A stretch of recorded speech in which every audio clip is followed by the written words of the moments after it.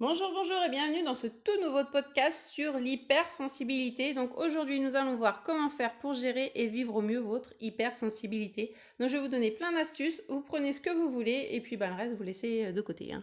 Donc on va commencer par la première. Donc prenez du recul par rapport à certaines situations qui vous semblent compliquées. Deuxièmement, dans un environnement stressant, créez votre bulle relaxante en écoutant des musiques qui vous détendent ou tout simplement en chantonnant.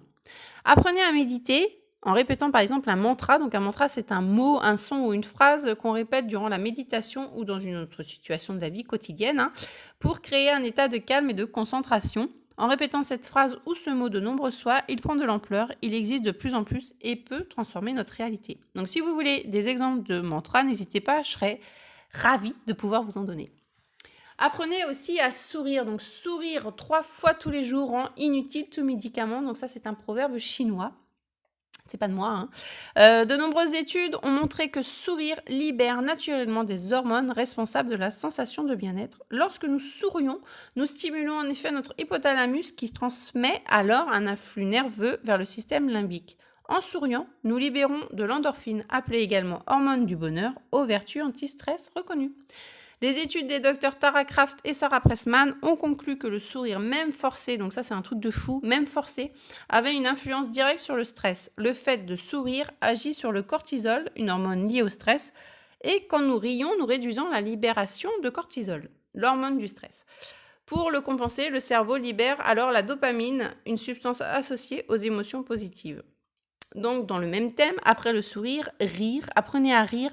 Les bienfaits du rire sur la santé sont reconnus depuis l'Antiquité. De nombreuses études scientifiques montrent que le rire diminue le stress et les tensions et plus généralement améliore le bien-être et la santé morale. En effet, lorsque vous riez, c'est un véritable massage qui s'effectue sur votre organisme. Le fait de rire agit sur la contraction de votre diaphragme et stimule votre appareil digestif. Cela décontracte également les différents muscles de votre corps, donc le visage, le cou et l'abdomen.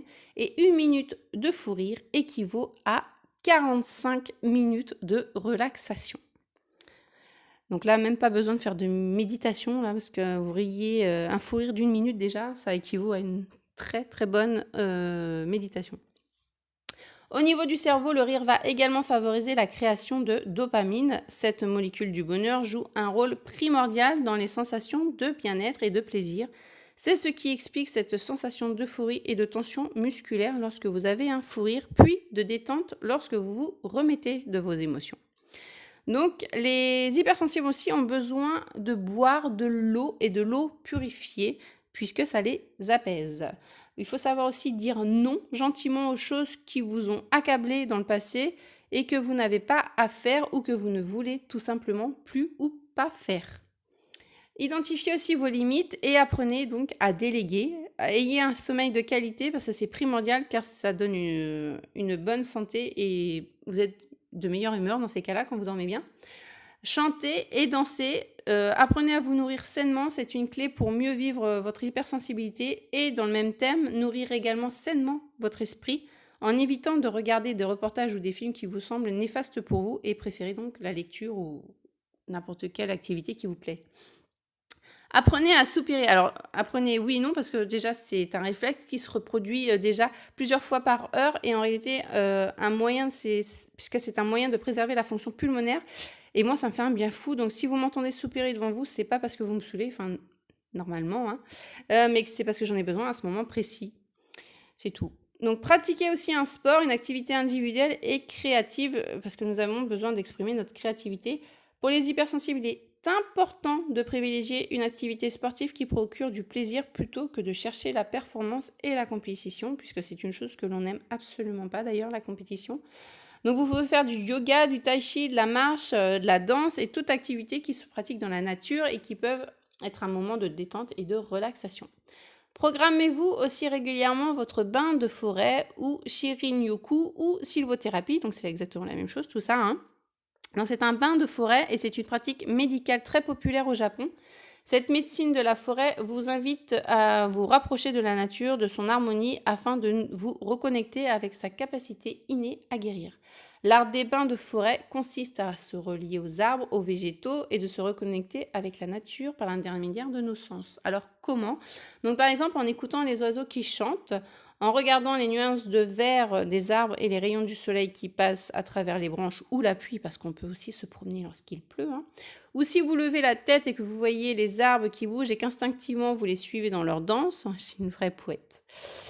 Écoute, vous pouvez aussi sentir le parfum de la forêt, respirer les substances aromathérapeutiques naturelles des phytosolides. Donc c'est le nom donné à un ensemble de composés organiques volatiles, donc vous savez les COV, là, que l'on trouve aussi dans les maisons, et qui sont émis dans l'air donc par les arbres et les plantes herbacées.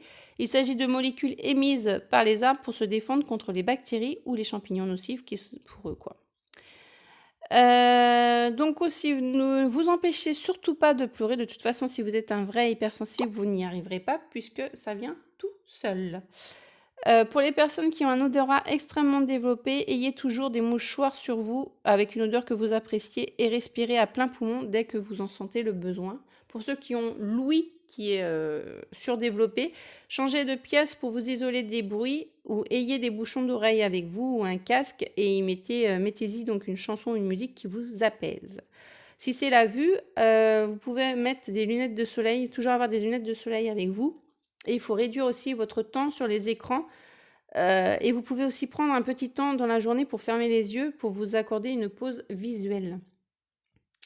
Vous pouvez aussi faire des mandalas si ça vous apaise. Vous pouvez aussi avoir un journal de gratitude pour apprendre à valoriser vos pensées positives. Donc vous y écrivez donc les petits plaisirs quotidiens comme les grandes victoires en les mettant sur papier chaque jour. Et l'objectif de ce journal, c'est se concentrer sur le positif et changer sa vision des choses grâce à l'écriture. Vous pouvez aussi vous accorder du temps, un moment de calme, un moment pour vous de solitude qui est indispensable pour les hypersensibles. Cela vous permet dans un premier temps de couper avec un monde hyper stimulant, ainsi que de vous reconnecter avec votre ressenti, vos émotions et vos pensées. Ce temps est précieux et va vous aider à mieux vous connaître et à découvrir vos réels besoins. Soyez doux avec vous-même, soyez votre meilleur ami, prenez soin de vous comme vous le faites avec les autres, c'est-à-dire avec gentillesse et bienveillance, et cultivez l'autocompassion.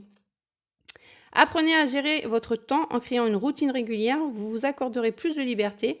Faites aussi des to-do list en définissant vos priorités, hiérarchisez vos tâches, faites une chose à la fois, ayez ainsi un carnet pour y écrire toutes les idées qui vous passent par la tête, cela vous permettra de libérer votre cerveau pour des choses beaucoup plus importantes. Et si malgré tout cela, vous n'arrivez pas à gérer votre hypersensibilité et qu'elle devient même un fardeau au quotidien, consultez un psychologue afin de comprendre où s'est formé ce nœud et de déterminer s'il est traumatique ou réflexe.